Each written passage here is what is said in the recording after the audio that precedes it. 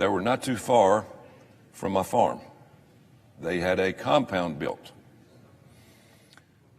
Unfortunately for their group, they had gone to Atlanta, which is an hour and a half away, to purchase some AR-15s on the street. So they were looking for gun sellers. So as they found out that they could buy these guns, they go back to their place just off my farm there in Auburn. Unfortunately for them, the FBI was undercover. They followed them back and they busted them. I can't remember the number, 4, 5, 6, but they had a compound, and what they were doing, they were teaching people how to make bombs. Now, this is in Auburn, Alabama. This is not New York City or Chicago, Orlando or Miami. And they were building bombs and teaching people how to build bombs. Obviously, they were arrested. They were all from the Middle East, had no papers. Our country had no record of why they were here, how they got here, but they were here. We have these cells all over the country. That's the reason we need a secure border. So right now, after they come across the border, we have what we call immigration police, better known as ICE. If you come across the border, people that have authority over the people that come that are here illegally, ICE has the authority, not the local or state law enforcement.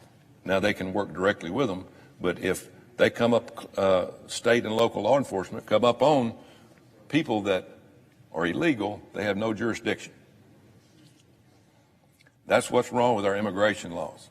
You know, last year, or this last 5 months, ICE apprehensions have gone down 70% because of the rules and regulations that have been put on by this administration. We can't allow that to happen. We're losing the sanctity, the security, and the sovereignty of our country. And it's a domino effect. When they come in, they're sent all over the country. When I left McAllen, Texas a few weeks ago to fly back, half of the plane was full of people that were not Americans. They were people from other places, people here that were here illegally. They were here with young kids, they were young mothers, and they were here without any family. I sat next to a young lady who was probably 19 years old. She couldn't speak English.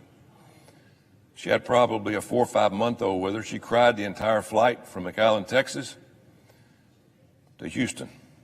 I helped her try to find her gate. She was going from Houston to Denver. I tried to get somebody there to explain to me and to her to communicate of who's going to pick you up when you get there, trying to help her out. She had no clue. She was just going to Denver with a 4 or 5 month old that had no clue about our country, about who to meet, who was going to feed her, what kind of job she was going to have, or what roof was going to be over her head. And if that doesn't shake you up, I don't know what does. I love people. I've been in education all my life. I love kids. And we're doing these people wrong at the border. And if we don't wake up and smell the roses, we're going to have many, many thousands of deaths on our hands. Now, we all live in great societies and great homes and have money in our pocket. We have food to put in our mouth, and we take care of our kids. You imagine if this country went to heck in a handbasket and we had to go to Mexico with no money, no ID, no clue about their environment or their language. How would you make a living? How would you get by? I promise you, the people down there could survive a lot better than us because they've had hard times. We are spoiled. We have everything given to us because we live in the greatest country on the face of the earth. And I know some people are in poverty, but let me tell you something. The poorest people in our country have it 100 times better than even the middle class in some of these other countries. The middle class. So the federal government will not enforce these laws and our state law enforcement officers should be empowered any way possibly that they can. So my Empowering Law Enforcement Act is about common sense. It's about giving the right to local and state law enforcement officers across this country to help out the illegals that have come in this country. Not that we are against them. We love everybody in this country. My God, folks, we've got to help them. We have got to help them. And if we just turn them out there with no sense of security and nobody can help them, law enforcement cannot help them unless it's ICE. They're on their own. I can't imagine. I cannot imagine. The border has been dominating the headlines, but if you talk to a lot of people, even in this room, you would think that it was a fairy tale. We need to wake up and smell the roses. Everybody in this room, whether you're a Democrat, Libertarian, Republican, if you're an American, we should care about this border. I am disappointed with our media in this country. They act like it's not even happening. They will have blood on their hands if this continues to happen. We want to help. We want legal immigration. We're for people coming here. We're all, at one point in time, immigrants. My gosh, folks, we have got to wake up. We have got to wake up and understand that we need to help and not hurt. If they're coming in, give us an opportunity. Give us an opportunity to help. Not just put them on an airplane, send them somewhere and forget about it. That's not the way the American people do it. There's a high school in Alabama. When I was campaigning, I went into that high school and we were talking about certain things, curriculum, and finally the superintendent said, Coach, when you get to Washington, D.C., I want you to know, understand this. We've got a great school system here. We want to help people. We've gone from 20% illegal immigrants in our school to almost 80% in a year and a half. 80%. We can't help them. We don't have enough people that speaks their language. If you can't communicate, you can't teach. If we're going to do this, if we're going to have immigrants in this country, my gosh, let's put a plan together as a group of people that should care and help these people. Help them get off to a life even half of what maybe we might have. That's our job. That's our responsibility. God put us on this green earth to help people, not to help ourselves. We're all fortunate, but there's millions and millions of people that are less fortunate than us. So as I say today, I want to help the people that's coming across the border. I want to help, but if we don't have dialogue and we don't have media down there processing what's going on to where we can put pressure on our public officials all over this country, we will not be able to help them, and you're going to have people dying, and you're going to have people that's going to have blood on their hands. And I'm one to stand up to say that I'm willing to do anything in this venue to help the people coming across that border, because it will make us a better country. And that's what we need. We need a better country because we are a country of immigrants, but right now we're a country of spoiled brats. That's what we are. So let's help. Media needs to help. We all need to be on board with this. Thank you, Mr. President. I yield my time. Mr. President. Senator from Kentucky. A group of us chose to filibuster this bill because we think it wastes money. We think it gives money to one of the most wasteful agencies in government, the National Science Foundation. Since the early 1970s and since William Proxmire began giving the Golden Fleece Award, for 50 years there have been a recurrence of waste from the National Science Foundation, from NIH, and from even the State Department. We discussed earlier some of these, and I have a handful of more that I think the American people should know about where their money's going to. So the NIH spent $2 million in research to see if using a hot tub can lower stress. Really? I think we probably could have just agreed to that. But no, we had to spend $2 million to study if you're soaking in a hot tub, whether that helps to relieve your stress. Now, the NIH also spent about $1 million to see if they could help people overcome their fear of dentists. Really? NIH spent almost $7 million of cancer research money to create an automatically flushing smart toilet. That's right, $7 million for an automatically flushing toilet. And here's the bonus. The toilet will actually take pictures of your derriere from the inside of the toilet bowl, should you wish to have those for posterity. $7 million for a smart toilet. How does this go on and nobody does anything? You know what we do? We flush more money down this smart toilet. We give them more money and nobody bats an eye. This is the problem of government. Nobody denies the waste. Nobody denies the ridiculous projects that are being funded, and yet year in, year out, it continues. We need to reform the process. We need to have a taxpayer advocate on the committee that votes on the projects. We need to have somebody with a grain of salt that is voting on these projects. Somebody who says that studying whether humans will eat ants to curb global warming, whether that's a useful, expenditure of $3 million to study whether or not humans will eat enough ants to keep the globe from warming.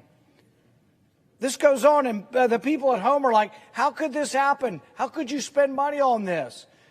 But it happens year in, year out because we never vote for less money. It's always more. So a group of the senators here today are filibustering this bill because somebody's got to point out that the waste and abuse of money goes on.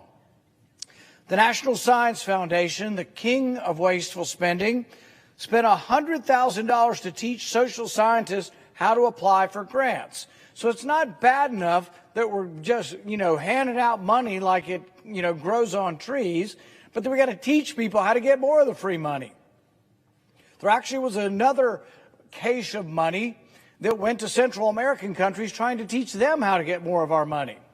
Really? We're actually teaching foreigners how to apply to get grant money from our government that's $28 trillion in the hole. We're annually $1 trillion in the hole. In the last couple of years, we're $3 to $4 trillion because of all these COVID bailouts and all of this crazy government run amok. And at the same time, we're $2, $3 trillion in the hole a year. We're sending $100,000 to teach people how to get more grants.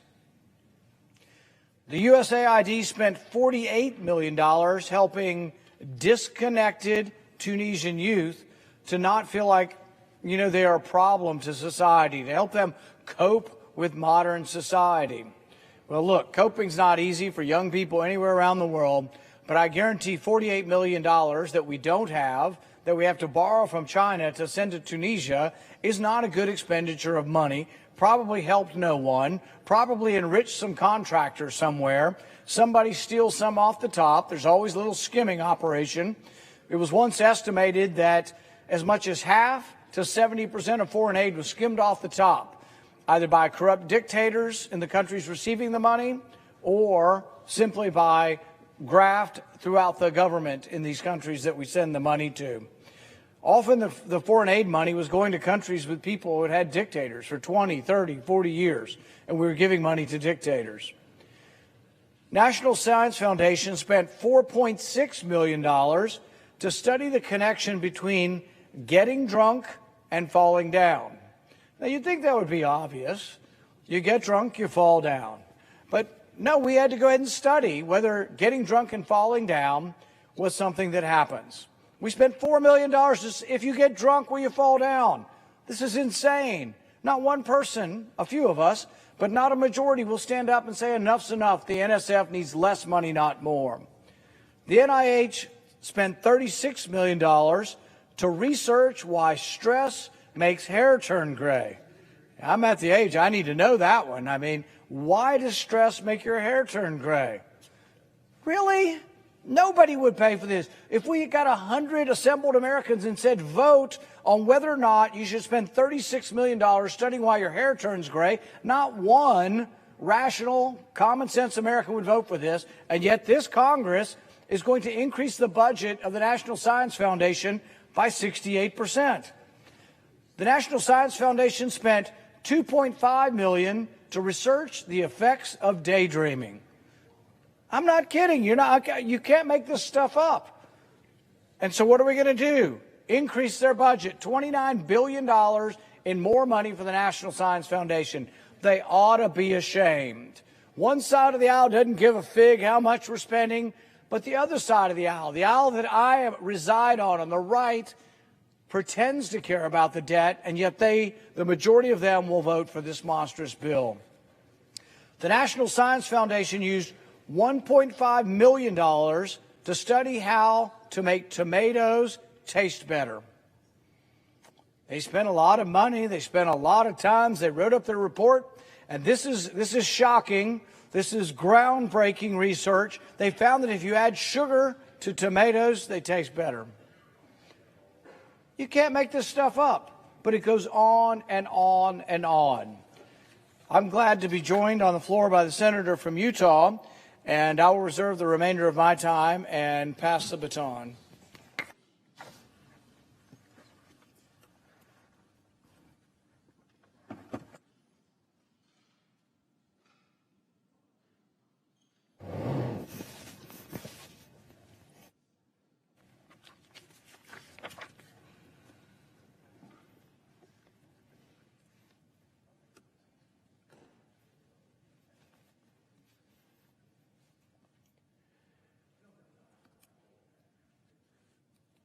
Mr. President. Senator from Utah. Mr. President, I've got significant concerns with this legislation. I've made no ambiguity about that. I've been very clear from the outset. This bill concerns me, in part because it involves an attempt by the United States of America to compete with China, but on terms that don't favor us, on a playing field that isn't ours, in areas that play to our weaks, not our strengths. We ought to be playing to our strengths, not our weaknesses. Unfortunately, this bill doesn't get it right. But separate and apart from my concerns regarding the merits of this legislation, which we'll get back to in a moment, I want to talk for a moment about the procedural concerns that I've had. There have been a number of people in the Senate arguing over the last few hours, some in the Senate chamber, some in the media, that we have had a very thorough floor process, that this has been regular order at its best. I appreciate the fact that we've had 2 weeks of floor consideration time. 2 weeks, that is, on Senate time, which is not 2 actual weeks. It's not 2 calendar weeks, not even 2 business weeks. It's a shorter subset of that. But never mind, it's a good thing that we at least had 2 weeks set aside to do this on the Senate floor. So that's a good thing. It is not sufficient, however, to suggest that because we've had hundreds of amendments filed and because we've had a number of votes on amendments and because a few weeks have elapsed since this bill came out of committee, that somehow means that it's regular order, and regular order of the sort that we ought to try to replicate. You have to remember that regular order needs to be evaluated. It needs to be measured against several things. In other words, a simple resolution designating National Sofa Care Month probably need not receive a lot of floor time or a lot of opportunities for amendments. But the more substantive and the more costly, economically or otherwise, a particular bill might be, the more demanding regular order ought to be. Regular order is not satisfied, particularly in a bill like this one that is likely to cost $200 billion or more, and that's 2,000 pages plus long, and that deals with some very significant geopolitical and economic issues. It's not something that you can really call regular order when you're addressing a bill like that, when you're constantly making changes to it. We talked last night about the fact that this legislation started out in committee a few weeks ago. Started out in committee where I believe it was somewhere in the range of 150 to 200 pages. Came out of committee, and it was longer than that. It was a few hundred pages. And then over time, it's gotten bigger.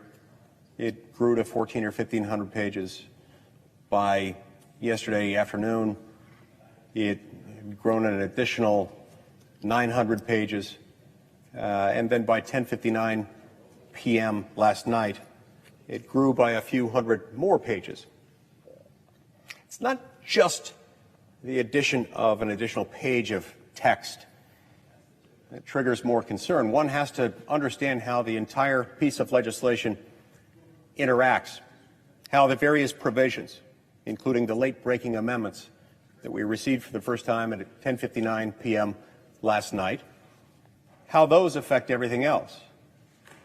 Just as importantly, Mr. President, one ought to certainly have the ability to communicate to one's constituents what's in the legislation, seeking input from them, so that any votes can be informed by having the voters informed and having them aware of what's in the legislation.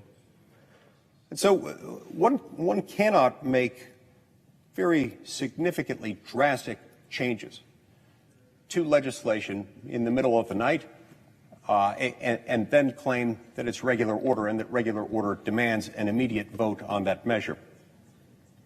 What I and a number of my colleagues have been focused on as we've debated this through the night and starting in early this morning when we reconvened has been simple. We just want more time before being asked to vote on this measure. It's not an unreasonable request, given that you're dealing with legislation that's over 2,000 pages long and that's likely to cost somewhere in the neighborhood of $250 billion. That is a lot of money, and the way in which we spend it will undoubtedly have profound implications, not just for years, but for decades to come. We need to, we ought to, we really must endeavor to understand what exactly this is going to do.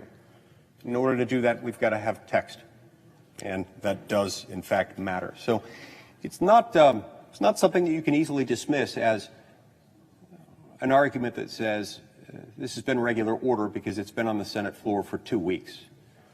When it changes as much as this one has, it expands as much as this one has.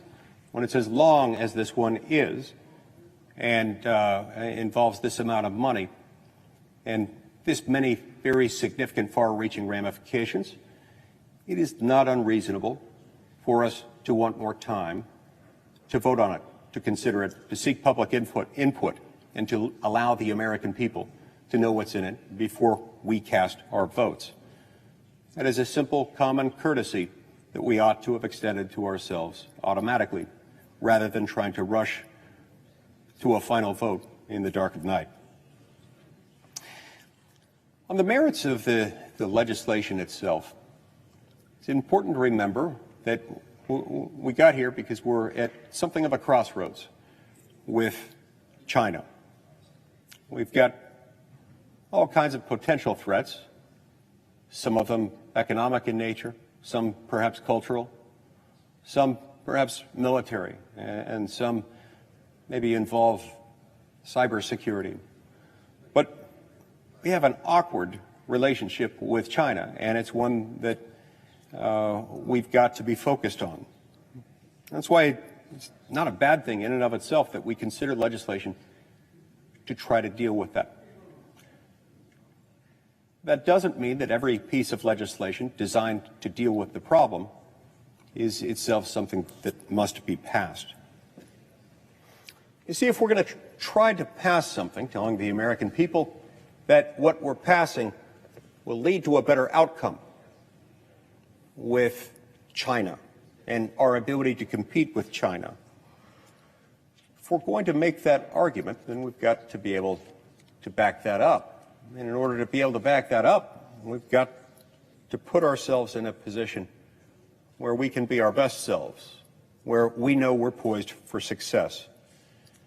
We've got to consider exactly what kind of strategy we're deploying, and what kind of competitor we want to be. So the legislation before us, the legislation that's been renamed but that started out as and to this moment includes the Endless Frontier Act, is something that aims to counter China primarily by boosting technology research and development. I think that's fair to say that that's its primary aim. And this is something that nobody dislikes. Nobody dislikes research and development, to my knowledge. These are good things. And undoubtedly, our ability to compete with China will depend on the nature and extent of our investments in research and development. But that does beg the question, what is the best kind of research and development? Is it best when it follows from and is directed by, it could be modified along the way as a result of self-interest, rightly understood, enlightened self-interest, free markets, the decisions of individuals who have something at stake? Or is it best when government acts, when government directs it, when it's done by federal bureaucrats instead of innovators, technology experts, and people who have something that belongs to them, an idea, an ability to make something, people who actually know how to see their ideas all the way through the end and are willing to make the necessary sacrifices along the way to see to its success. You see, when you start to confuse government research and development with actual research and development, that is, private, non-governmental research and development, you run into some problems.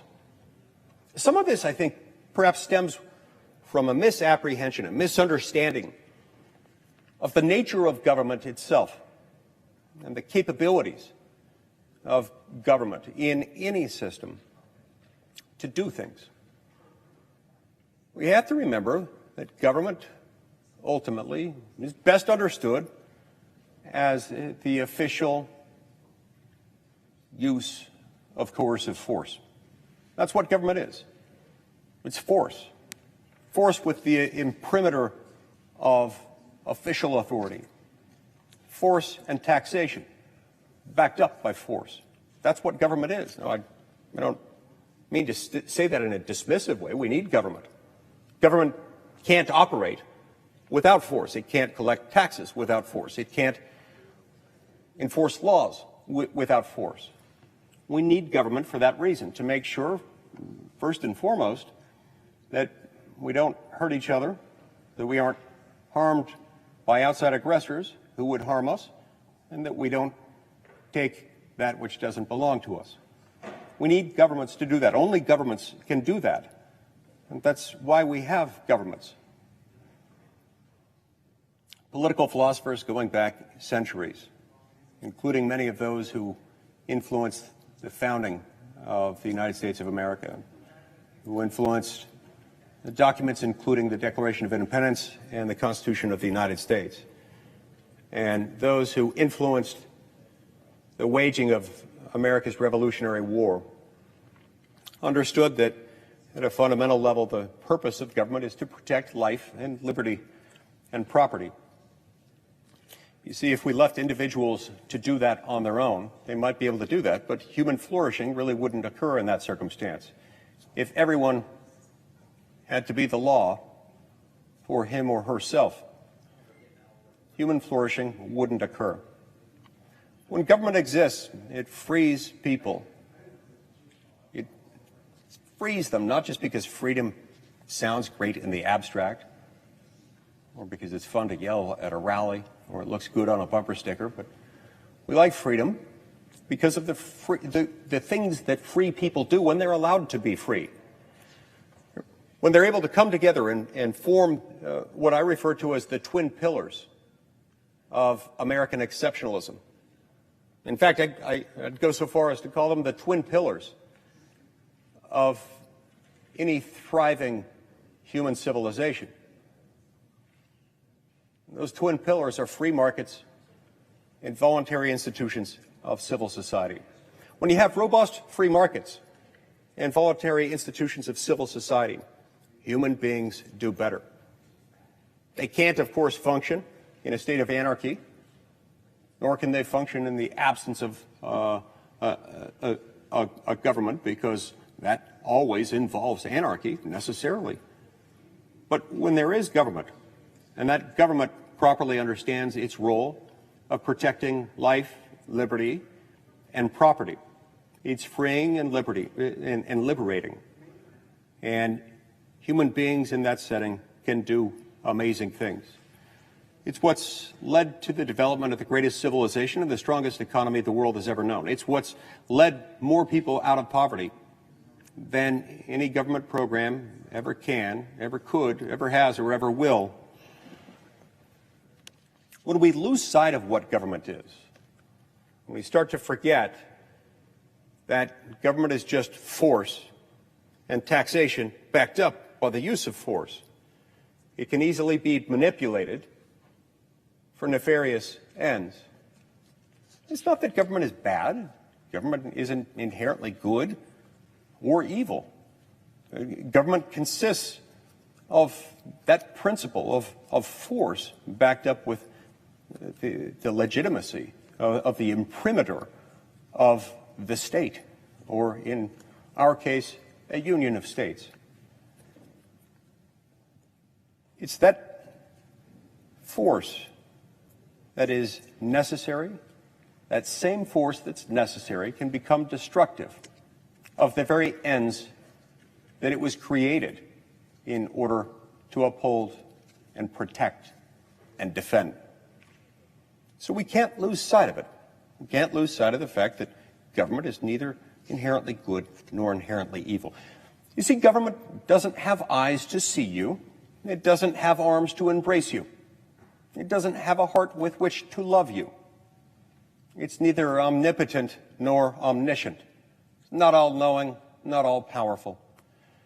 It just is force and taxation backed up by force.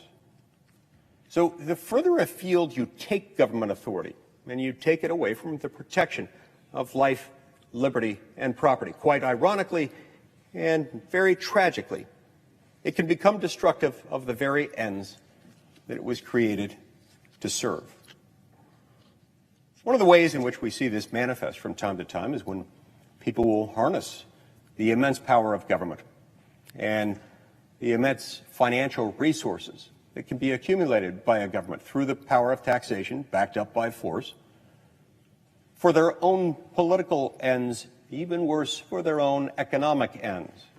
And when you see people's political ends marrying up with the financial interests of those who want to capitalize off of government itself, bad things can happen. You see, because ultimately, the American people become poorer as a result of government action. That is, every dollar that we spend is a dollar that won't otherwise be spent, could otherwise be spent in the free market, doing good, resulting in everything from charitable contributions to job creation and many, many other things that support our ability to be free and prosperous as a nation. China, importantly, doesn't quite see it this way. They didn't get the memo. They're not steeped in Hobbes, Locke, Montesquieu. They're not steeped in the stories that we know about our American Revolution. They weren't raised understanding that their country became a country as a result of their conscious choice to depart from a mother country after that mother country had proven itself to be menacing, had proven itself to be a government that was taxing them too much, regulating them too aggressively, sending them off to war, and then making them pay for those wars, all without allowing them fair representation within that system of government. They weren't steeped in that. They were steeped in different traditions, and they've chosen a very different set of paths. They have essentially a command and control economy, because that's what a country that's run by a communist party does. It commands and it controls. It's a very different mindset. It's a mindset that focuses not on free markets in civil society. In that kind of system, in a system run by a communist party with a command and control economy, the state is everything. The government is imbued culturally with almost a sense of reverence, entitled to deference. And people assume that it has, or they're at least asked to assume, and many are forced to play along with the assumption that they've got a degree of omniscience, omnipotence, and always the best interests of the people. The ability to foresee and prepare for the future, and use the immense force of government to bring about their aims. So, in every single respect, the Chinese regime grows and centralizes the power of government, always at the expense of free markets and free citizens. This is an experiment that has expanded into dangerous and even deadly territory. Let's just consider for a moment China's record on human rights. China has gone so far as to enslave and subject the Tibetan and Uyghur people into forced labor, re-education, and torture. Under China's infamous one-child policy, it's brutally and barbarically forced families to undergo IUD implantation, sterilization, and abortion. China, of course, has a long, dark history of religious persecution and of silencing dissidents of every stripe. Under President Xi Jinping, Chinese authorities have detained millions of Muslims and arrested thousands of Christians. They've seized control of Tibetan monasteries and closed or demolished dozens of Buddhist and Taoist temples. You see, the destruction of sacred places, not built by the government, not designed by the government, that seems to be a hallmark characteristic of communist systems, because sacred places must be for the betterment of the government. And if they're not, communist regimes don't like them and often do everything they can to destroy them and the communities that formed them. They've even practiced forced organ harvesting of members of the Falun Gong religion, or consider China's actions in the realm of foreign policy. In true imperialist form, it's pushing its Belt and Road Initiative, a massive predatory infrastructure project stretching from East Asia to Europe, designed to massively expand its coercive economic and political influence. It has spread Confucius institutes across American campuses, entangling American universities with Chinese state policies and turning them into megaphones for Chinese propaganda. In multilateral organizations, China continuously undermines long-standing democratic norms, instituting policies that instead benefit the Chinese Communist Party's authoritarian values. And it has held a tight, cronyist command and control grip over its economy, heavily subsidizing industries with money that it's taken through its power of taxation, backed up by its use of force, and ultimately picking winners and losers. which tend to be more reflective of those close to leadership within the Chinese Communist Party than those who build a better product or work better to serve their fellow beings. While China has picked up some steam through these actions, we must not, we can't ever ignore that whatever momentum it may have acquired is of dubious success and doubtful sustainability over the long run. China, under the control of the Chinese Communist Party, has in reality one of the least efficient economies in the world. In terms of GDP per capita, it's not at the top of the heap. In fact, one could say that it's very close to the bottom of the heap, next to Cuba and Kazakhstan. It turns out that political corruption and state-owned enterprises come with some financial deadweight, too. Now, the financial cost, it's the financial cost alone of enslaving, sterilizing, and brainwashing 12.8 million Uyghurs and other oppressed groups is steep, even as the human cost of this indefensible moral depravity is far worse and infinitely steeper. Of course, killing future generations' potential through abortion is also as foolish as it is inhumane. As a result of its decades-long abortion and one-child or two-child policies, China is on track to lose a third of its workforce, a third, and age out faster than any society in modern history. The ratio of workers to retirees in China, which is currently 8-to-1, is projected to whittle down to just 2-to-1 in the coming decades, with only 2 employees for every retiree. China's pension system, which is already showing very significant signs of buckling, will inevitably crack under pressure. Now, it's true that China is aggressive, and it's true that China is really big. But it's not ironclad in its position of global strength. As its population ages more and more, and as more of its land falls into wasted, polluted squalor, it will have neither the inhabitants nor the resources to continue on its current course.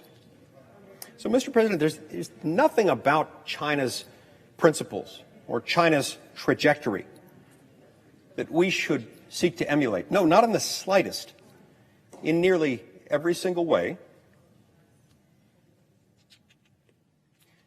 the Chinese regime consolidates power to trample over the rights of men and women and quash free expression, the free exercise of religion, and free enterprise. All of us in America who know of our own struggles know of the bad things that can happen when human beings and governments combine to take undue advantage of difficult circumstances of minorities, whether racial, ethnic, language, religious, or otherwise. Bad things happen. China has not only allowed bad things to happen, it's made them happen. It's directed that they happen. It's been the reason why they have happened.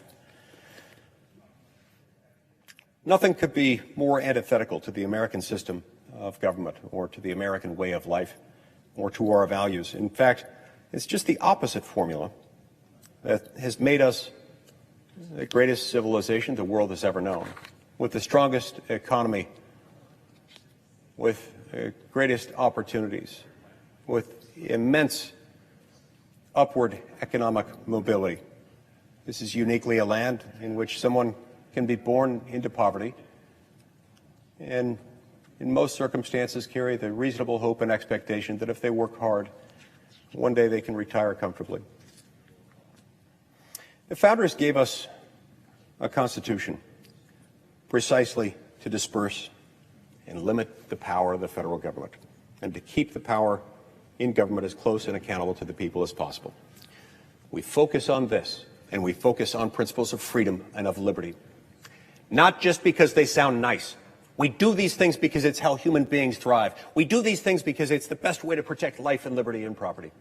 We do these things because it's the only way to allow for upward economic mobility and the thriving of the human condition.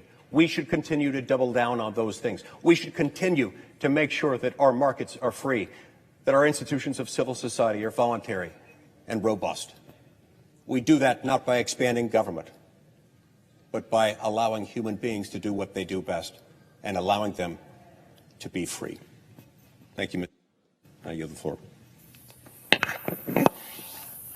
We might get some goodwill if we let them do the nominees on voice. You have a hold on the second one. Can you say no by voice? Yeah. I know Robert never held the process.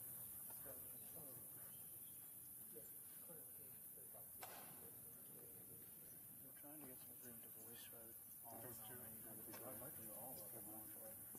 Well, yeah, it's two. Oh, there's only two. Yeah. Okay.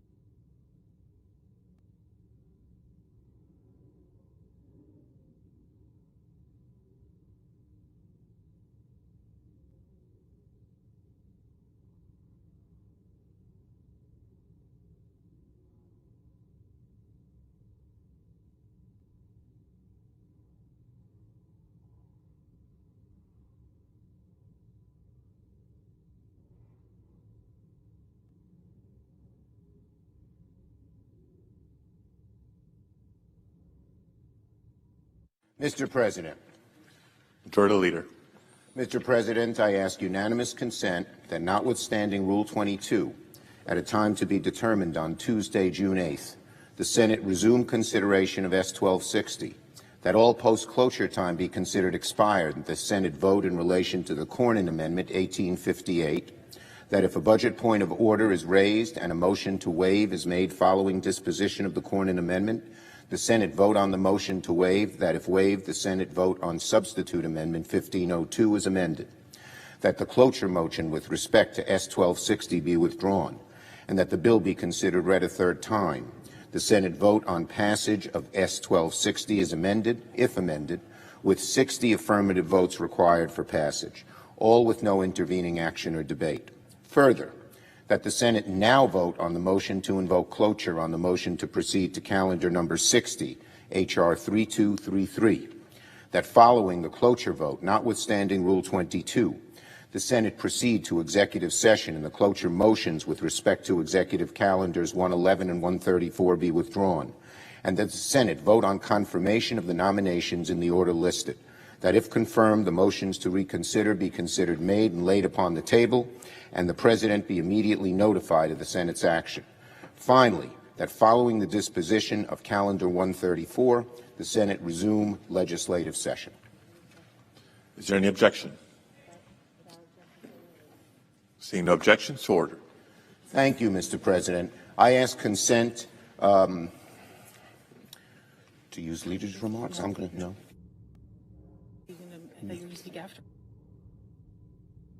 Consent to use leaders' remarks, and that Senators Klobuchar and Peters be permitted to speak for up to 2 minutes each before the vote. Without objection. Now, Mr. President, let me just tell the public and the members what this does. It's something we proposed.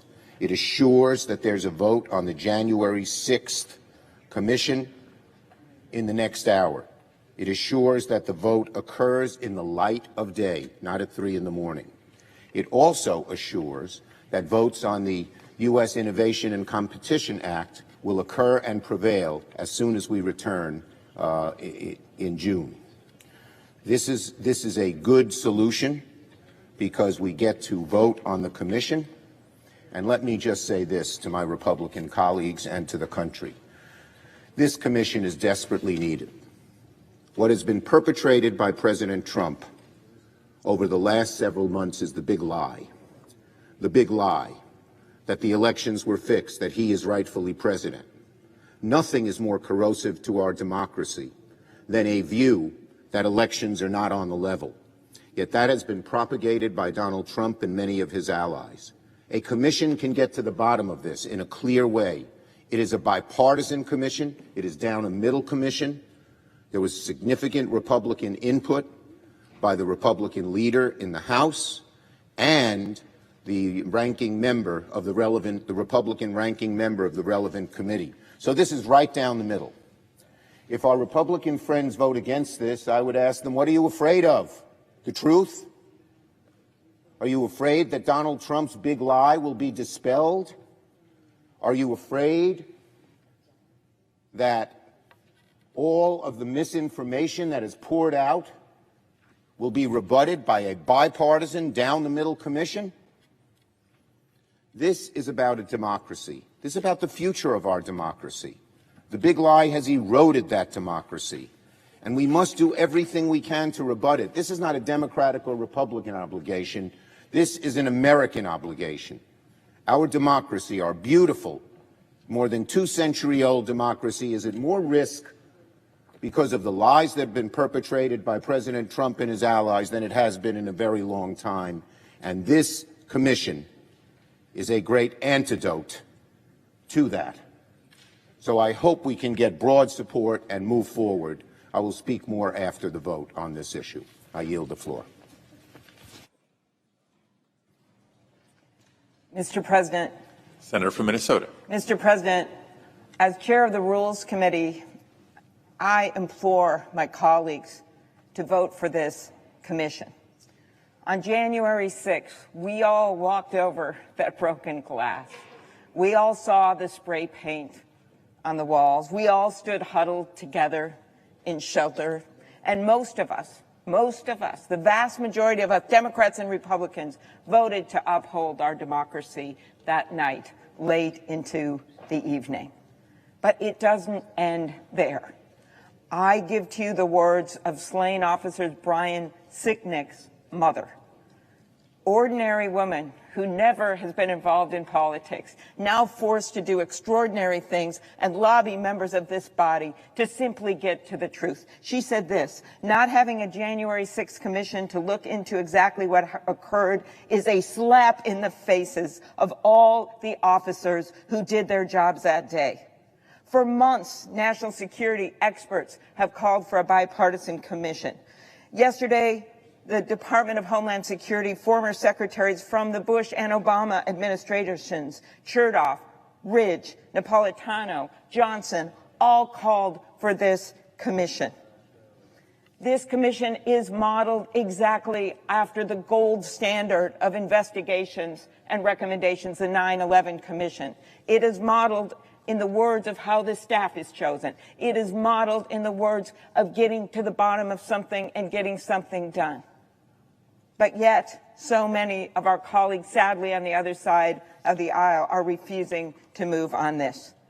Colleagues, we owe it to the heroic Capitol Police, to the first responders, to the staff members who sat in closets for hours and hours and hours, to the police officer who was called the N-word 15 times and then sat in the rotunda and looked at another officer and said, "Is this America?" We owe it to them that put themselves in harm's way to protect the Capitol and the sacred democratic process. Inaction is not an option. And no, the report we are doing that I'm so proud of with Senator Peters and Senator Portman and Senator Blunt, which will come out shortly, that is about an immediate response and bills we have to pass and things we have to do and mistakes that were made. It's an important report and we're proud of our work, but it is no substitute for a 9/11 style commission. And I implore our colleagues to vote with us to get this done. I yield the floor. Mr. President. Senator from Michigan. Mr. President, the January 6th attack on the U.S. Capitol remains a dark stain on our nation's history. Americans deserve to have all of the facts about that day, and a fair, balanced, and independent commission will give us those answers. This commission would complement the current investigations into this deadly attack, including my Homeland Security Committee's own investigations in conjunction with the Rules Committee. After the devastating September 11th terrorist attacks, Congress came together to create a bipartisan, independent commission. January 6th marks a singular event in our nation's history similar to what we experienced on 9/11, and there is simply no logical reason to oppose its creation. The brave law enforcement officers who stopped this attack, and every American who watched in real time as our free and fair democratic process was attacked, they deserve answers and accountability for the actions that occurred on January 6th. I urge my colleagues to support this commission and get the American people the answers that they deserve. I yield back. The clerk will report the motion to invoke cloture. Cloture motion. We, the undersigned senators, in accordance with the provisions of Rule 22 of the Standing Rules of the Senate, do hereby move to bring to a close the debate on the motion to proceed to calendar number 60, H.R. 3233, an act to establish the National Commission to investigate the January 6th attack on the United States Capitol complex and for other purposes, signed by 17 senators. By unanimous consent, the mandatory quorum call has been waived. The question is it the sense of the Senate that debate on the motion to proceed to H.R. 3233, an act to establish the National Commission to investigate the January 6th attack on the United States Capitol complex and for other purposes, shall be brought to a close? The yeas and nays are mandatory under the rule. The clerk will call the roll. Ms. Baldwin, Mr. Barrasso, Mr. Bennett, Mrs. Blackburn, Mr. Blumenthal, Mr. Blunt, Mr. Booker, Mr. Bozeman, Mr. Braun, Mr. Brown, Mr. Burr, Ms. Cantwell, Mrs. Capito, Mr. Cardin, Mr. Carper, Mr. Casey, Mr. Cassidy, Ms. Collins, Mr. Coons, Mr. Cornyn, Ms. Cortez Masto, Mr. Cotton, Mr. Kramer, Mr. Crapo, Mr. Cruz, Mr. Daines.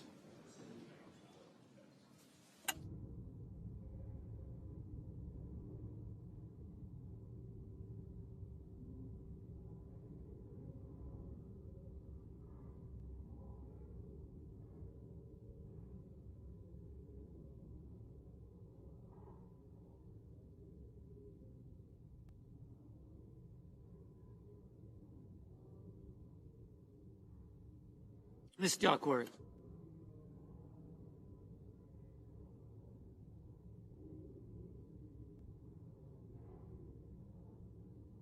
Mr. Durbin.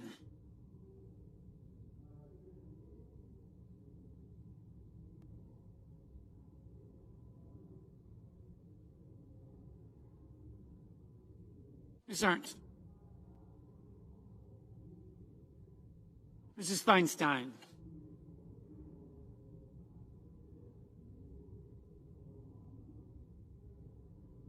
Mrs. Fisher.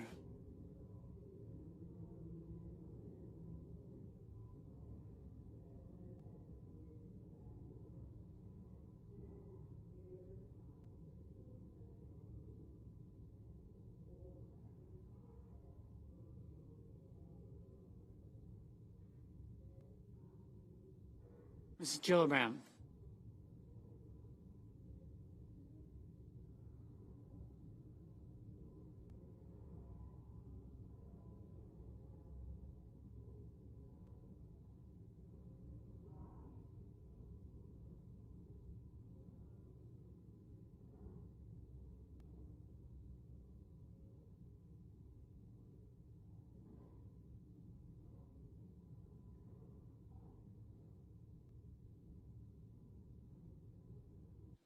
Mrs. Gillibrand.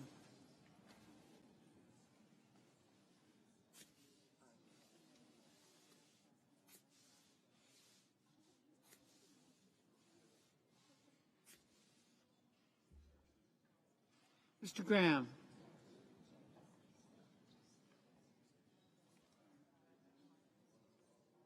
Mr. Grassley.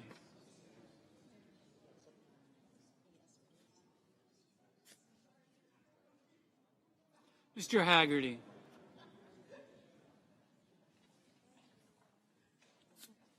Ms. Hassan.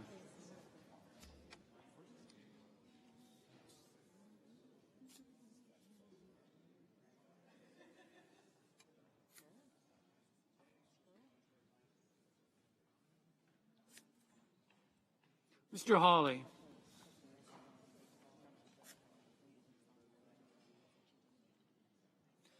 Mr. Heinrich. Mr. Hickenlooper.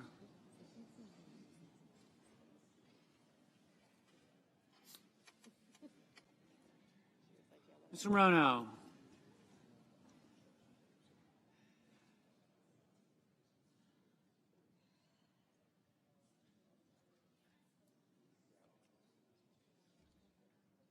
Mr. Hoven.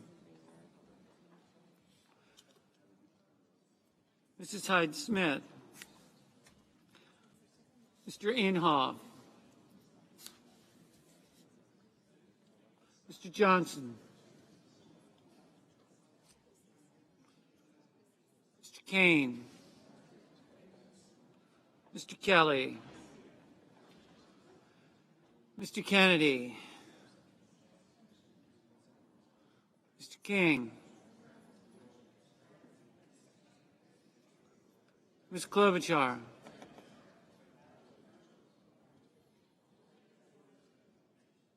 Mr. Langford.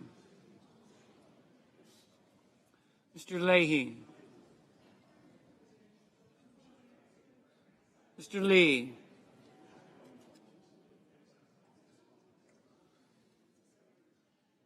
Mr. Lujan.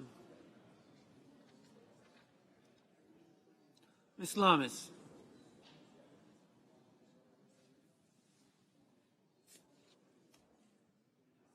Mr. Manchin. Mr. Markey.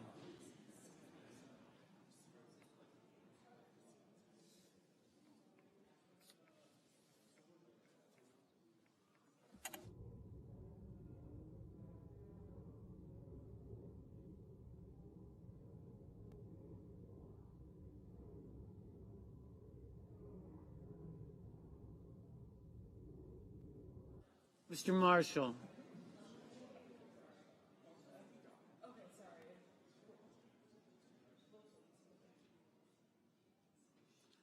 Mr. McConnell.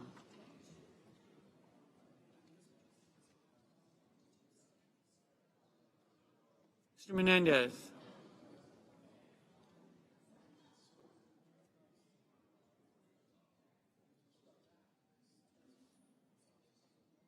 Mr. Merkley.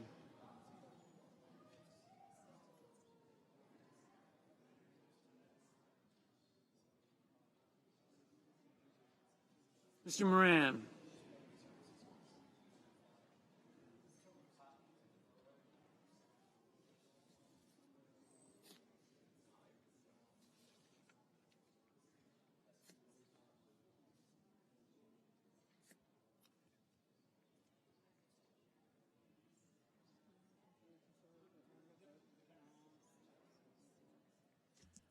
Mr. Moran.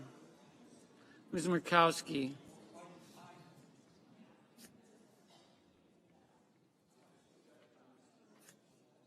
Mr. Murphy. Mrs. Murray.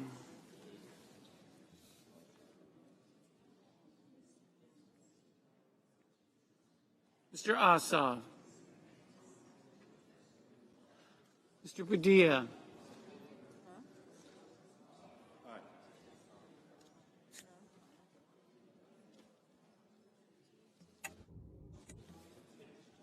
Mr. Paul. Mr. Peters.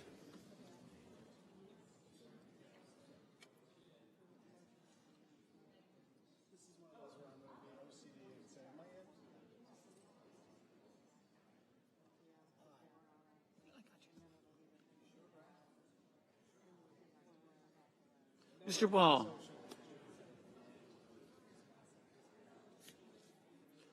Mr. Peters.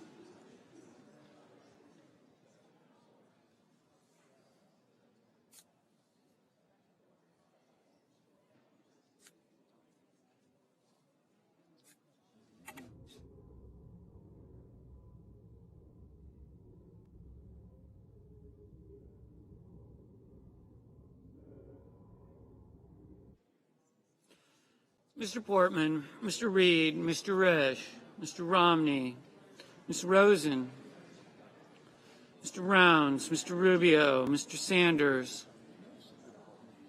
He's not.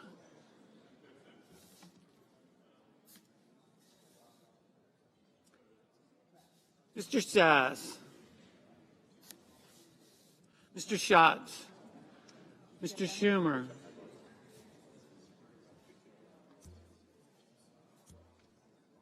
Mr. Scott of Florida, Mr. Scott of South Carolina,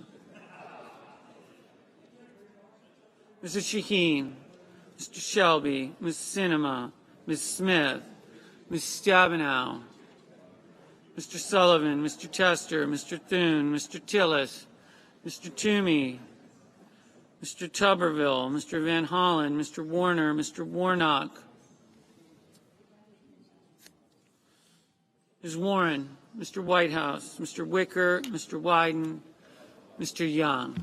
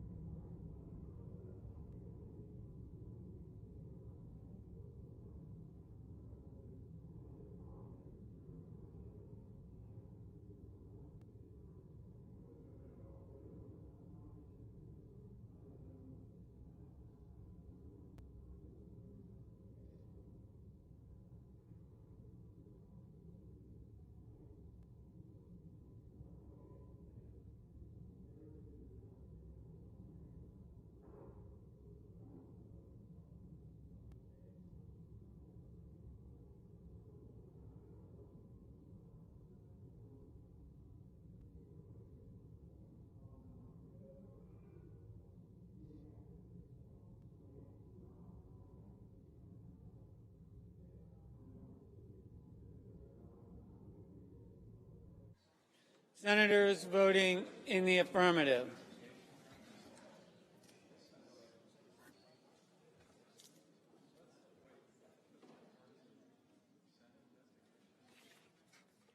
Baldwin, Bennett, Carper, Collins, Durbin, Hassan, Heinrich, Hickenlooper, Hirono, Kane, Kelly, King, Leahy, Manchin, Markey, Merkley, Murphy, Ossoff, Padilla, Peters, Reed, Romney, Rosen, Schatz, Smith, Stabenow, Tester, Van Hollen, Warren, Whitehouse, Wyden. Senators voting in the negative. Capito, Cotton, Kramer, Daines, Ernst, Fisher, Haggerty, Hawley, Hyde-Smith, Johnson, Lee, Lummis, McConnell, Paul, Rubio, Scott of Florida, Sullivan, Tillis. Mr. Moran, no. Mr. Tuberville, no. Mr. Warnock, aye. Mr. Sanders, aye.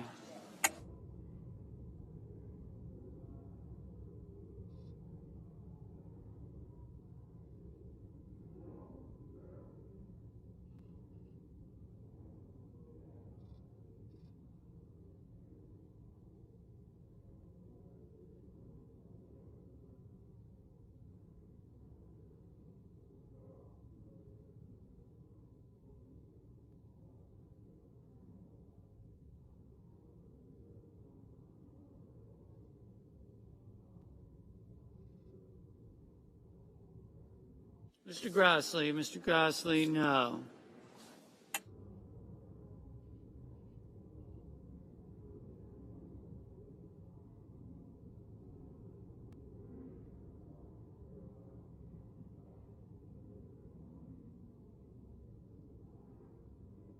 Mr. Thune, no.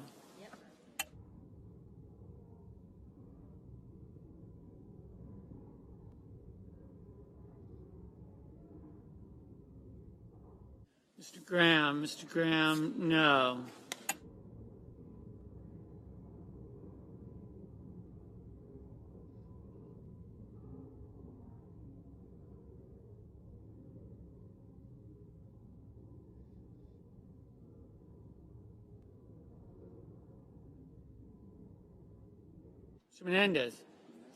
Mr. Menendez, aye.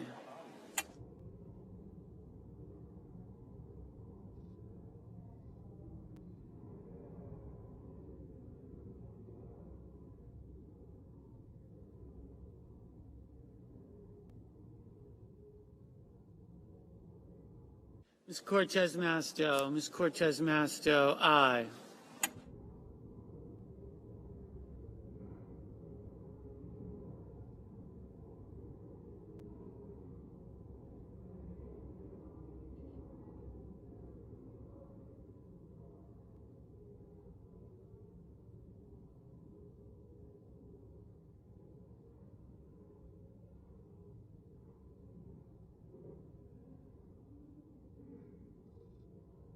Mr. Crapo, no.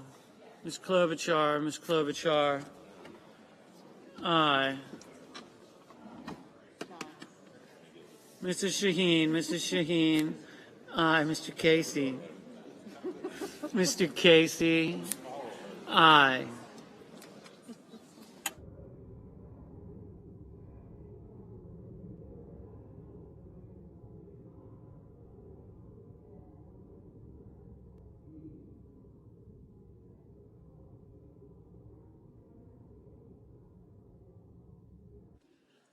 Mr. Hoeven, no.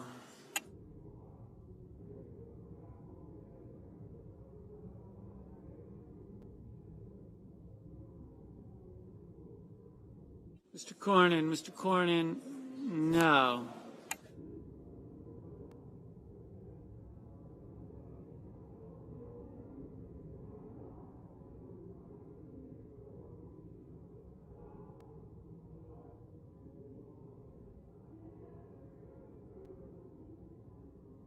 Mr.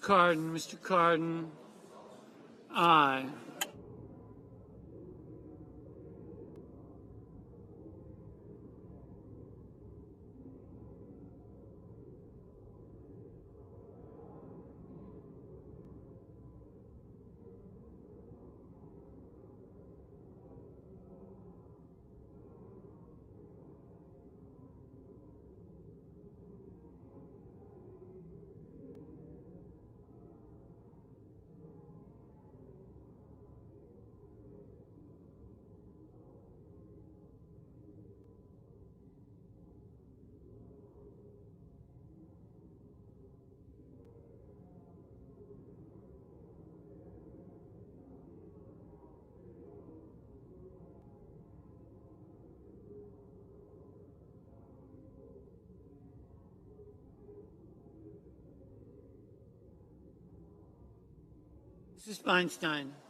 Mrs. Feinstein, aye.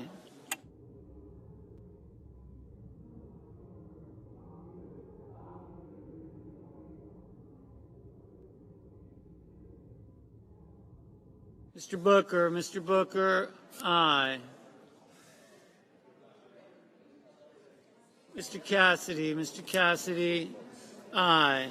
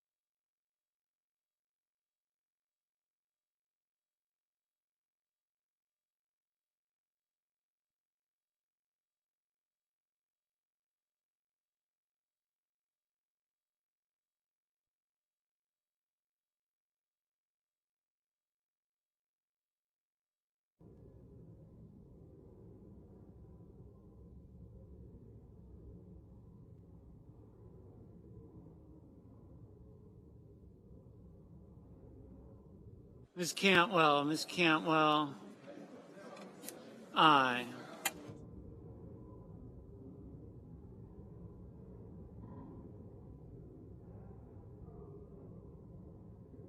Mr. Sass, aye.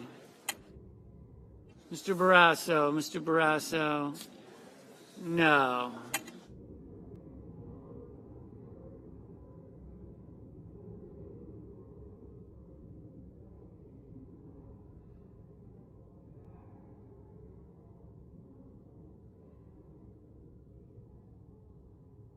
Ms. Murkowski, aye.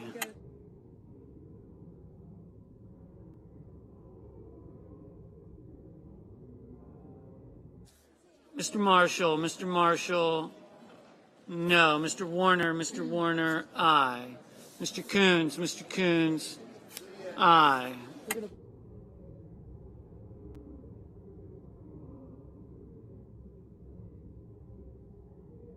Mr. Wicker, no.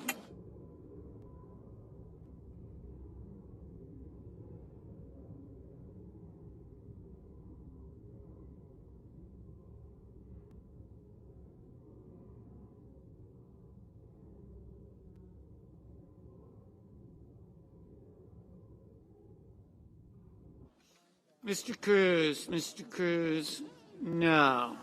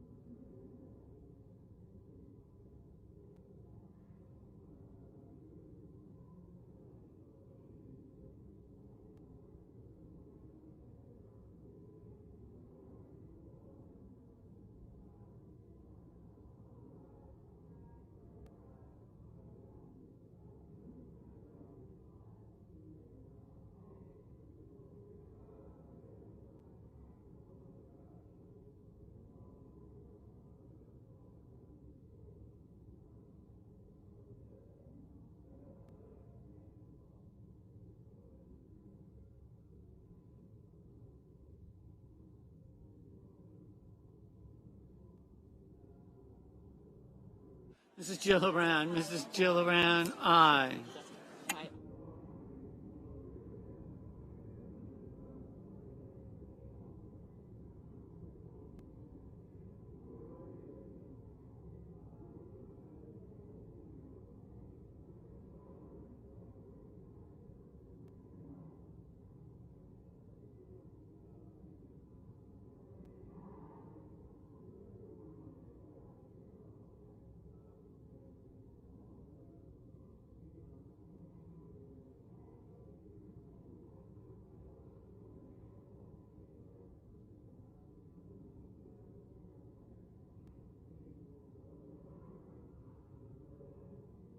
Mr. Schumer, aye. Mr.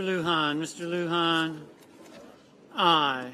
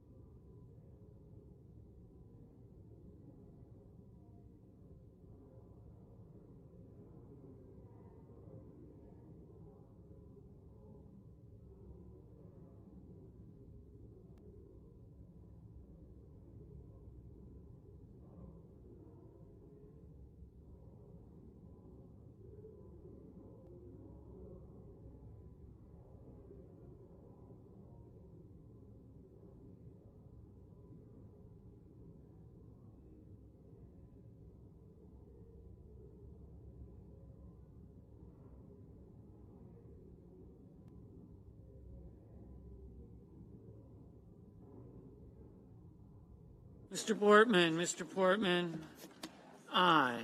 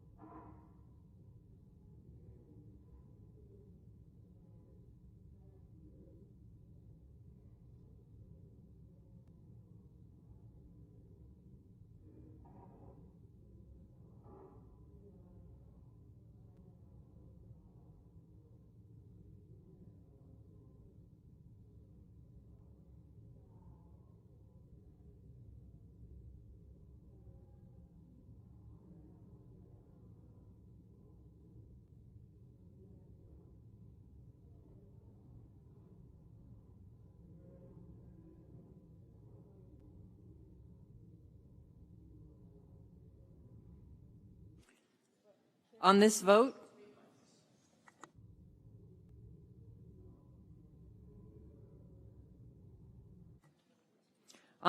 the yeas are 54, the nays are 35. 3/5 of the senators duly chosen and sworn not having voted in the affirmative. The motion is not agreed to. Under the previous order, the Senate will proceed to executive session to consider the following nomination, which the clerk will report. Nomination, United States Postal Service, Anton George Hajar of Maryland to be a governor. Under the previous order, the cloture motion is withdrawn. The question is on the nomination. All in favor say aye. Aye. Those opposed, no. The ayes appear to have it. The ayes do have it. The nomination is confirmed. Under the previous order, the Senate will proceed to the consideration of the following nomination, which the clerk will report. Executive Office of the President, Eric S. Lander of Massachusetts to be Director of the Office of Science and Technology Policy. Under the previous order, the cloture motion is withdrawn. The question is on the nomination. All in favor say aye. Aye. Aye. Those opposed, no. The ayes appear to have it. The ayes do have it. The nomination is confirmed. Under the previous order, the motions to reconsider are considered made and laid on the table, and the President will be immediately notified of the Senate's action. The Senate will resume legislative session. I move to proceed to executive session to consider calendar number 130. The question is on the motion. All in favor say aye. Aye. Those opposed, nay. The ayes appear to have it. The ayes do have it. The motion is agreed to. The clerk will report the nomination. I send the cloture motion to the desk. Oh. The clerk will report the nomination. The Judiciary, Julian Xavier Niels of New Jersey to be United States District Judge for the District of New Jersey. I send a cloture motion to the desk. The clerk will report the cloture motion. Cloture motion, we the undersigned senators, in accordance with the provisions of Rule 22 of the Standing Rules of the Senate, do hereby move to bring to a close debate on the nomination of Executive Calendar Number 130, Julian Xavier Niels of New Jersey to be United States District Judge for the District of New Jersey, signed by 17 senators as follows. I ask consent the reading of the names be waived. Without objection. I move to proceed to legislative session. Questions on the motion? All in favor say aye. Aye. Those opposed, nay. The ayes appear to have it. The ayes do have it. The motion is agreed to. I move to proceed to executive session to consider calendar 127. Questions on the motion? All in favor say aye. Aye. Those opposed, nay. The ayes appear to have it. The ayes do have it. The motion is agreed to. Clerk will report the nomination. Nomination, the Judiciary, Regina M. Rodriguez of Colorado to be United States District Judge for the District of Colorado. I send a cloture motion to the desk. Clerk will report the cloture motion. Cloture motion, we the undersigned senators, in accordance with the provisions of Rule 22 of the Standing Rules of the Senate, do hereby move to bring to a close debate on the nomination of Executive Calendar Number 127, Regina M. Rodriguez of Colorado to be United States District Judge for the District of Colorado, signed by 17 senators as follows. I ask consent reading of the names be waived. Without objection. I move to proceed to legislative session. Question is on the motion. All in favor say aye. Aye. Those opposed, nay. The ayes appear to have it. The ayes do have it. The motion is agreed to. I move to proceed to calendar 46, H.R. 7. Clerk will report. Motion to proceed to H.R. 7, an act to amend the Fair Labor Standards Act of 1938 to provide more effective remedies to victims of discrimination in the payment of wages on the basis of sex and for other purposes. I move to proceed to calendar 46. I send a cloture motion to the desk. Clerk will report the cloture motion. Cloture motion, we the undersigned senators, in accordance with the provisions of Rule 22 of the Standing Rules of the Senate, do hereby move to bring to a closed debate on the nomination on the motion to proceed to calendar number 46, H.R. 7, an act to amend the Fair Labor Standards Act of 1938 to provide for effective remedies to victims of discrimination in the payment of wages on the basis of sex and for other purposes, signed by 17 senators as follows. I ask unanimous consent the reading of the names be waived. Without objection. Finally, I ask unanimous consent that the cloture motions with respect to executive calendars number 130 and 127 ripen at 5:30 p.m. on Monday, June 7th, that the cloture motion with respect to the motion to proceed to H.R. 7 ripen upon disposition of S. 1260, and that the mandatory quorum calls for the cloture motions filed today, May 28th, be waived. Is there objection? Without objection. And now, Madam President, I have a brief statement on the vote on the January 6th Commission. My colleagues, this was a case of good news and bad news about the Republican Party in the Senate. The good news: Republicans worked with Democrats on comprehensive legislation to strengthen our commitment to scientific research, which will pass the Senate when Senate resumes session. The bad news: the Republican minority just mounted a partisan filibuster against an independent commission to report on January 6th. Both efforts should have moved forward in a solidly bipartisan way. But out of fear or fealty to Donald Trump, the Republican minority just prevented the American people from getting the full truth about January 6th. The Republican minority just prevented the Senate from even debating the bill. No opportunity for amendments, no opportunity for debate. There was an attempt by the Republican minority to shunt this vote into the dark of night. But because of today's Senate time agreement, it was done in broad daylight. The American people will see how each Republican senator voted. Now, this should have been simple. The commission was bipartisan, independent, straight down the middle. House Democrats accepted every change that House leadership requested. Speaker Pelosi and I supported and still do support the changes Senator Collins proposed, and we told that to other senators. Senate Republicans for months publicly supported the idea of a commission, but now all of a sudden, the Senate minority and the Senate minority leader waged a partisan filibuster against the bill. This vote has made it official. Donald Trump's big lie has now fully enveloped the Republican Party. Trump's big lie is now the defining principle of what was once the party of Lincoln. House Republicans canned Congresswoman Cheney for the crime of telling the truth that Joe Biden is president. Republican state legislatures, seizing on the big lie, are conducting the greatest assault on voting rights since the beginning of Jim Crow. Republicans in both chambers are trying to rewrite history and claim that January 6th was just a peaceful protest that got a little out of hand. And now this, a partisan blockade of a simple, independent, bipartisan commission. I've heard all the excuses why Republicans are opposing this bill. It's too early. It goes on too long. It's not needed. Almost all of these excuses are meritless and were invented in the past 2 weeks. We all know what's going on here. Senate Republicans chose to defend the big lie because they believe anything that might upset Donald Trump could hurt them politically. We've all lived through the horrors of January 6th. I was no further than 30 feet from those white supremacist hooligans. Do my Republican colleagues remember that day? Do my Republican colleagues remember the savage mob calling for the execution of Mike Pence? The makeshift gallows outside the Capitol?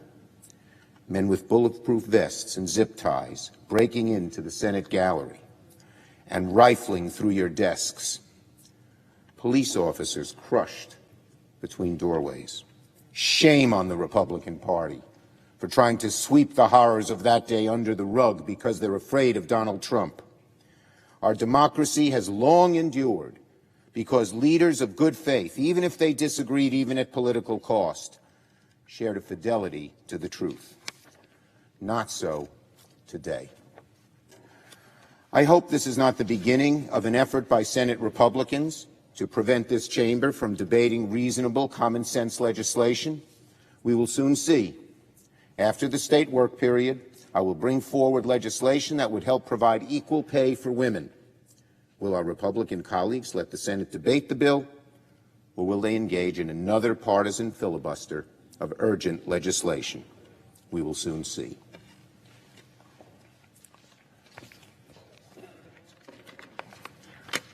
Now, Madam President, got a lot of pages here. A lot of business to conduct. I ask unanimous consent the Senate proceed to executive session to consider the following nominations: Calendar 132 and all nominations on the Secretary's desk in the Foreign Service, that the nominations be confirmed en bloc. The motions to reconsider be considered made and laid upon the table with no intervening action or debate. That no further motions be in order to any of the nominations. That the President be immediately notified of the Senate's action, and the Senate then resume legislative session. Without objection. I ask unanimous consent that the Senate proceed to executive session to consider the following nomination, Calendar 133. That the Senate vote on the nomination without intervening action or debate. The motion to reconsider be considered made and laid upon the table with no intervening action or debate. That no further motions be in order to the nomination. That any statements related to the nomination be printed in the record. That the President be immediately notified of the Senate's action and the Senate then resume legislative session. Without objection, the clerk will report.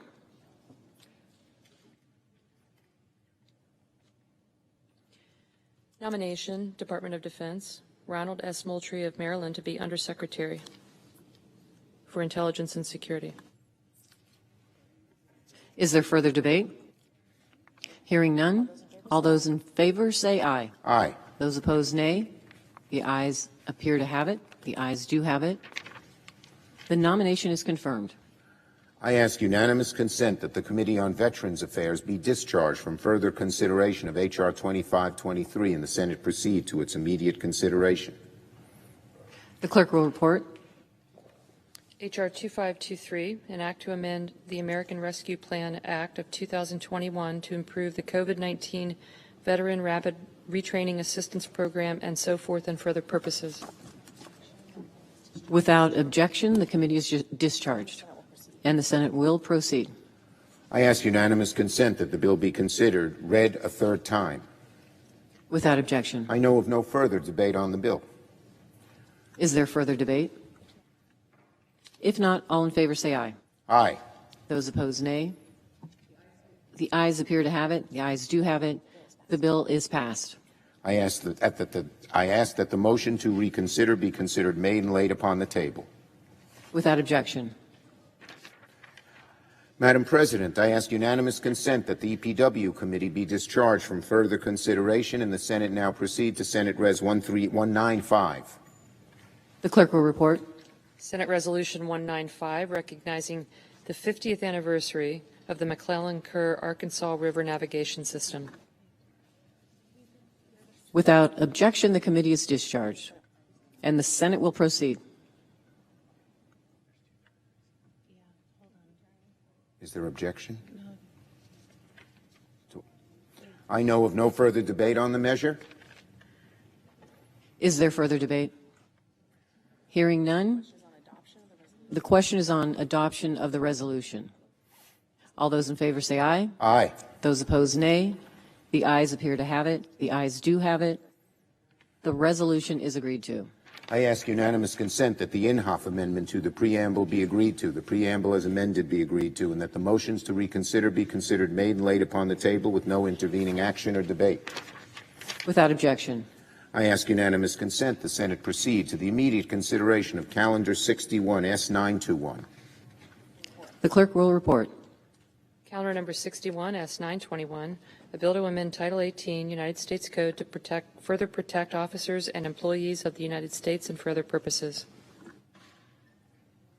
Without objection, the Senate will proceed. I further ask that the committee reported substitute amendment be agreed to, the bill as amended be considered read a third time and passed, and that motions to reconsider be considered made and laid upon the table with no intervening action or debate. Without objection. I ask unanimous consent the Senate proceed to the consideration of Senate Res. 255 submitted earlier today. The clerk will report. Senate Resolution 255 designating May 2021 as ALS Awareness Month.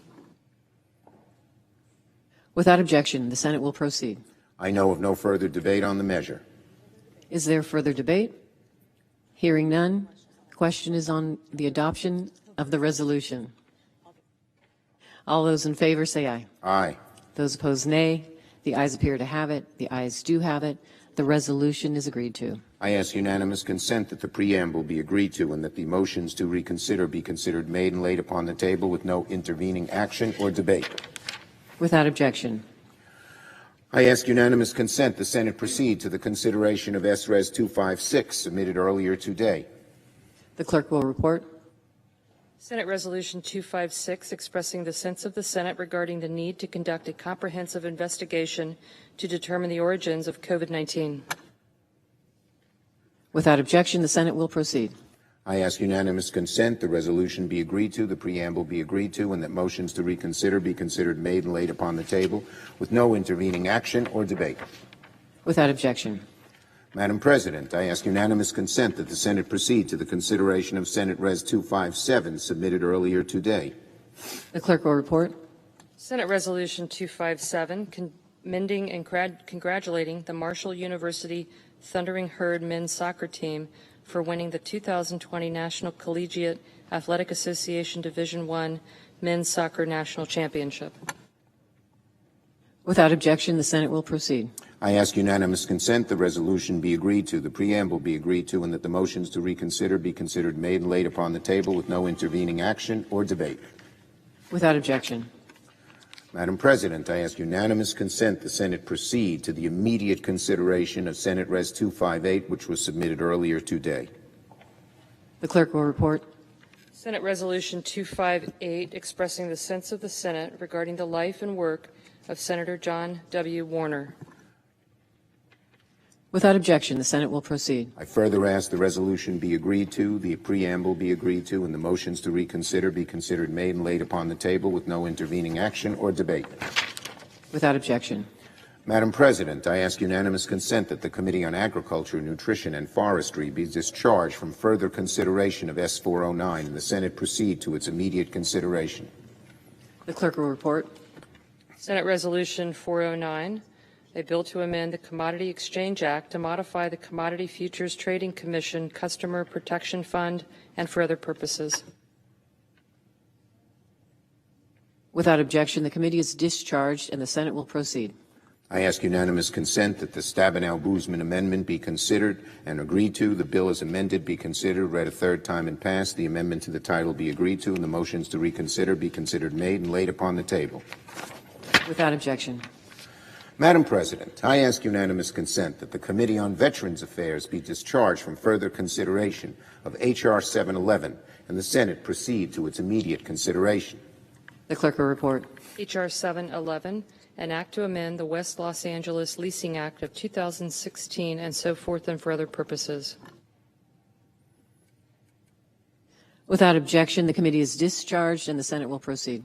I ask unanimous consent that the Feinstein amendment at the desk be considered and agreed to, the bill as amended be considered, read a third time and passed, and that the motion to reconsider be considered made and laid upon the table. Without objection. And now, Madam President, finally, I ask unanimous consent that when the Senate adjourns today, it stand adjourned to then convene for pro forma sessions only, with no business being conducted on the following dates and times, and that following each pro forma session, the Senate adjourn until the next pro forma session, Tuesday, June 1st at 11:30 a.m., Thursday, June 3rd at 11 a.m. I further ask that when the Senate adjourns on Thursday, June 3rd, it next convene at 3 p.m. on Monday, June 7th. Further, that following the prayer and the pledge, the morning hour be deemed expired, the journal of proceedings be approved to date, the time for the two leaders be reserved for their use later in the day, and morning business be closed. Further, upon the conclusion of morning business, the Senate proceed to executive session to resume consideration of the Neal's nomination as provided under the previous order. Without objection.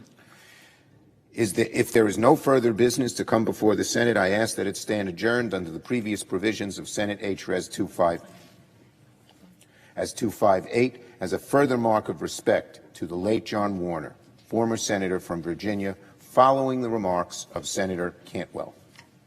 Without objection.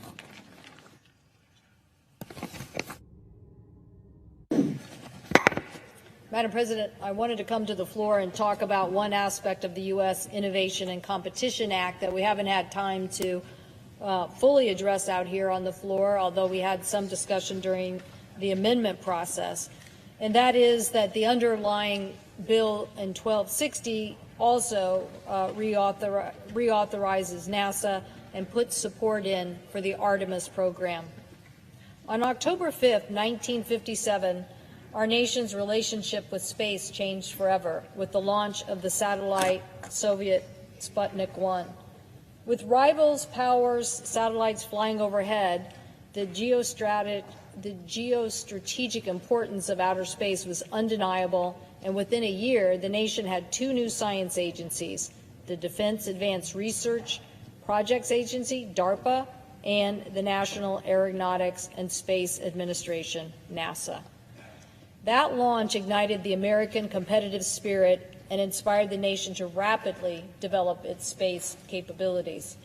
Only 12 years later from that moment, an American was the first man to set foot on the moon.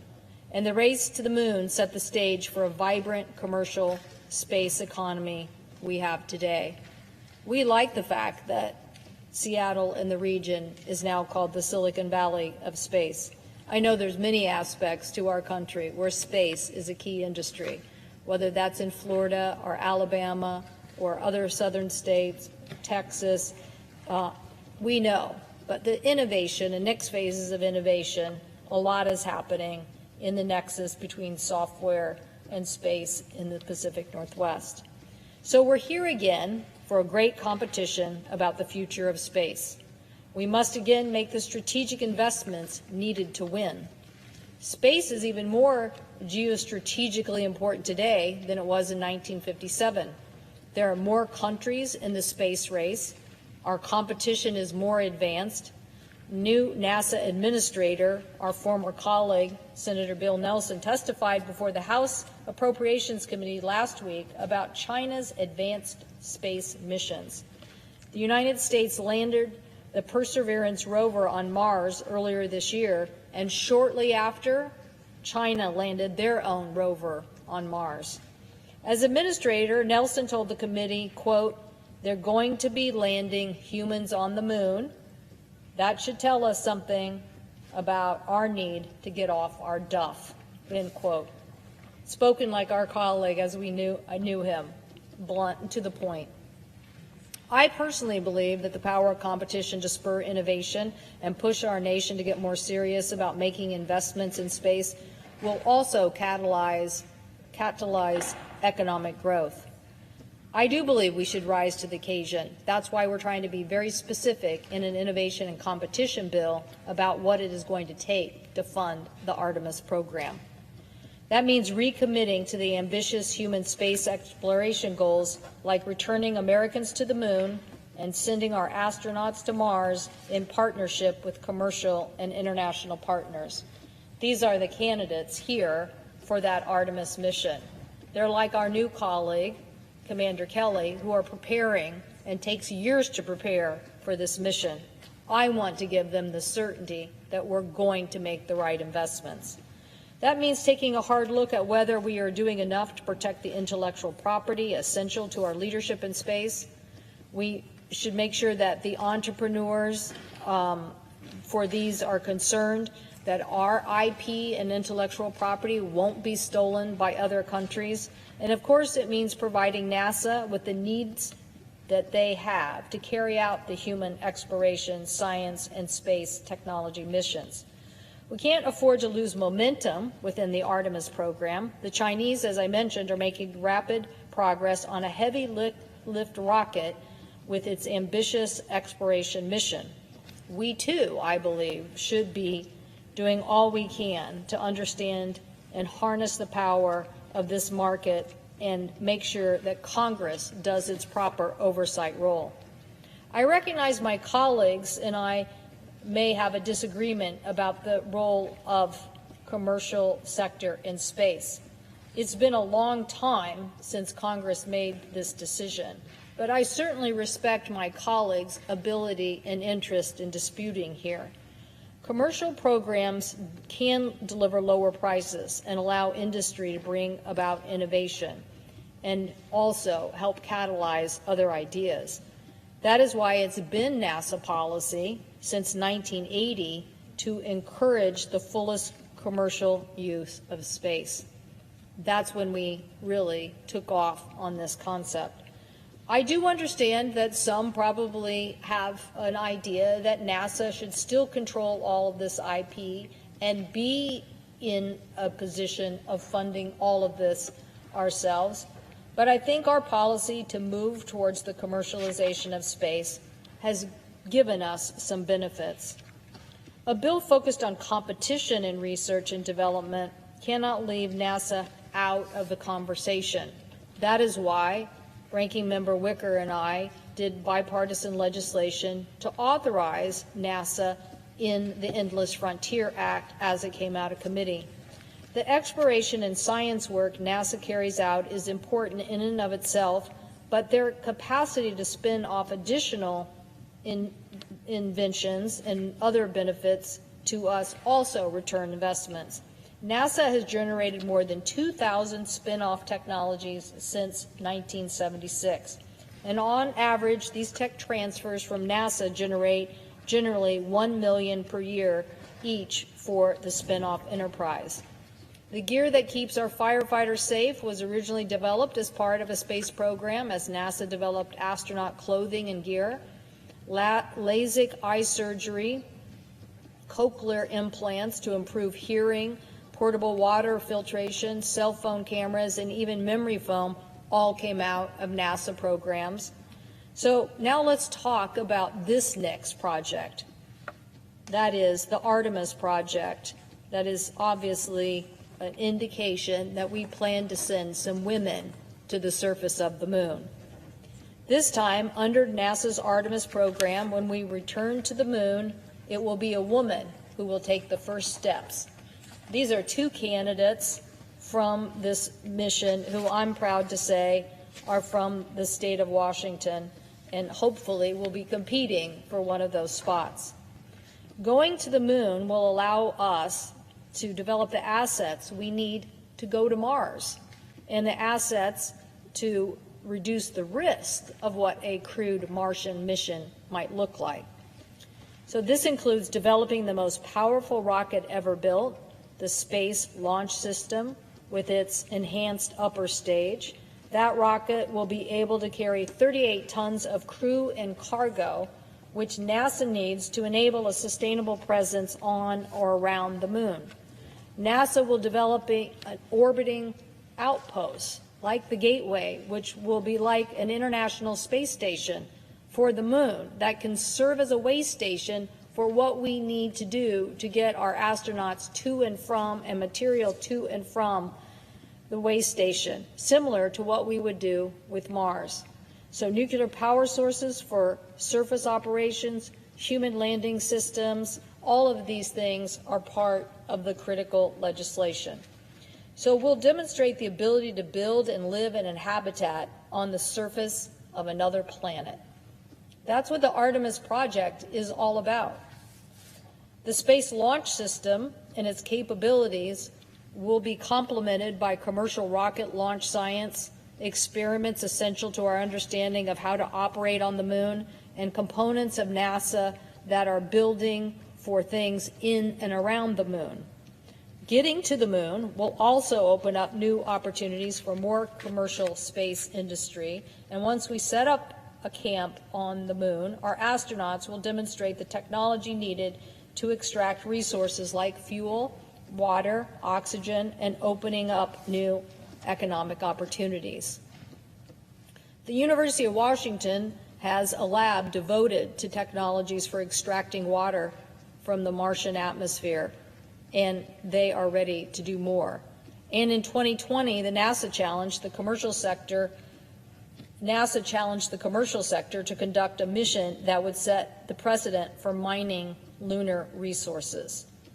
Our commercial space industry is a critical partner to the Artemis program. The commercial sector brings their best ideas and the best technology to the table for NASA programs. Commercial capabilities enables the mission at lower cost with greater capabilities than could have been dreamed of during the Apollo era. However, NASA should be held accountable for how it manages these commercial programs. President Trump in his budget requested $3.4 billion for the lander system.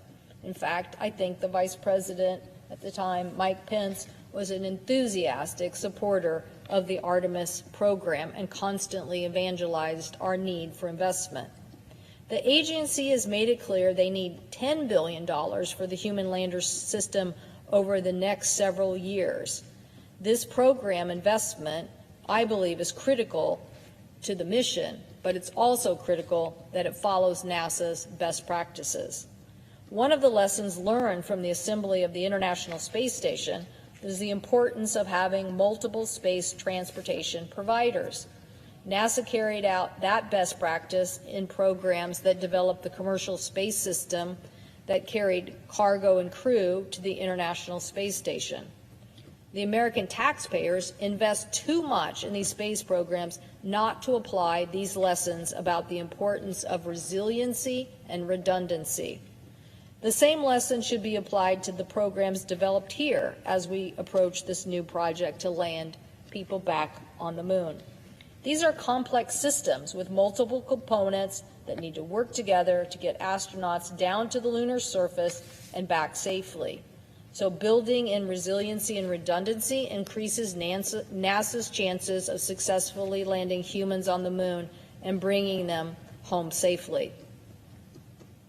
The commercial cargo program is a perfect example where building in resiliency and redundancy through competition paid off. The program was created to transport cargo like supplies for astronauts and science missions to the International Space Station. During that program, one company's rocket blew up on the way to the International Space Station and had to be removed from service for a whole year.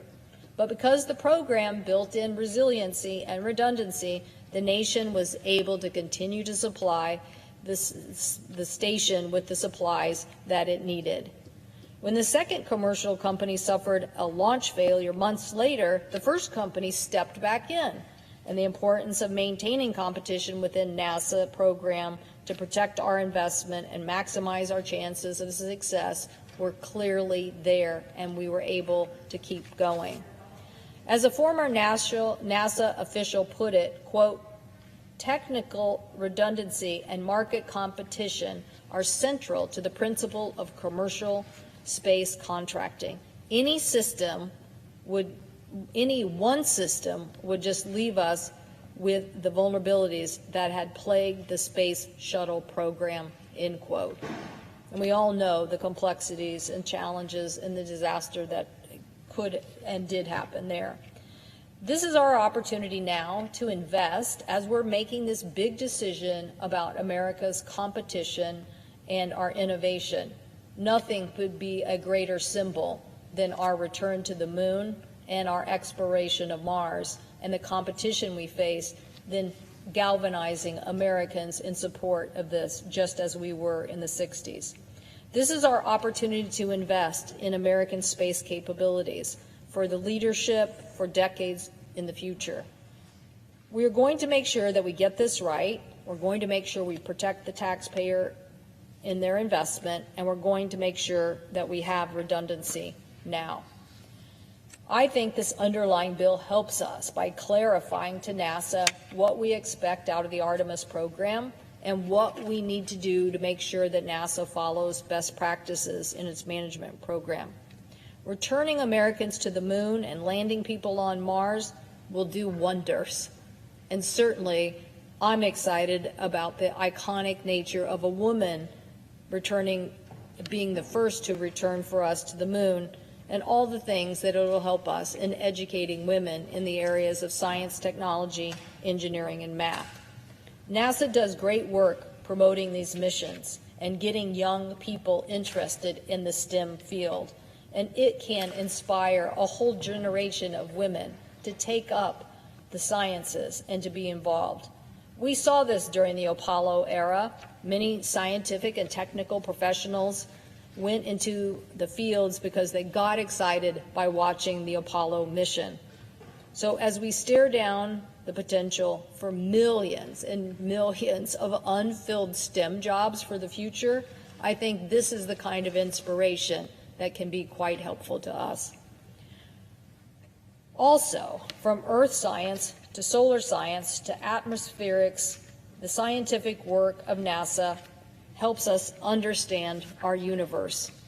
NASA's climate work is particularly impactful. Their data on sea level rises, carbon dioxide levels in the atmosphere are critical to understanding the ability to fight climate change, and that is why the earth science opened up so much data for us that we want to make sure we're moving forward with this NASA authorization. It will require NASA to make its earth science data as interactive, interoperable, and accessible as feasible to academics and industry so they can utilize this information more usefully. I actually think this is a very exciting element of the program and progress that NASA is making. It's a no-brainer that it would allow us to squeeze more value out of the incredible work that NASA already does.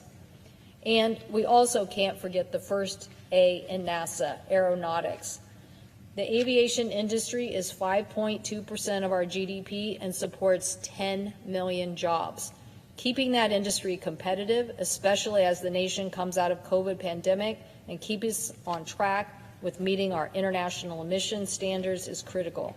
NASA's experimental work developing X-planes in partnership with industry drives major innovations in aeronautics.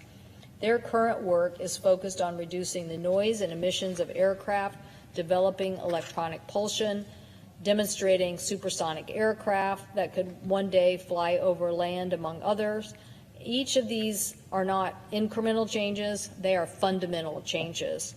And I hope that we will move forward on this legislation. This legislation also requires NASA to continue to collaborate with industry to develop next-generation materials like composites. Composites, lightweight material, are so important. I guarantee you, in the race for aviation, advanced composite manufacturing, and whoever conquers this field best will be the leaders in aviation manufacturing. The agency's advanced composite project was a great success in seeking to reduce the time needed to develop and certify new composites. It would be a loss to the nation if the agency were to lose momentum on this important work. So, Madam President, as you can see, I believe this NASA provision that is in the underlying legislation is critical. The Senate has twice passed NASA authorizations only to have it fail in the House. It's time that we get this legislation through the entire Congress, that we make this Artemis mission a true priority with true committed resources to help us be successful, and to be proud sometime in the near future to see that woman standing on the face of the moon. I thank the President, and I yield the floor. Under the previous order and pursuant to S.Res. 258, the Senate stands adjourned until 11:30 a.m. on Tuesday, June 1st, and does so as a further mark of respect to the late John Warner, former senator from the Commonwealth of Virginia.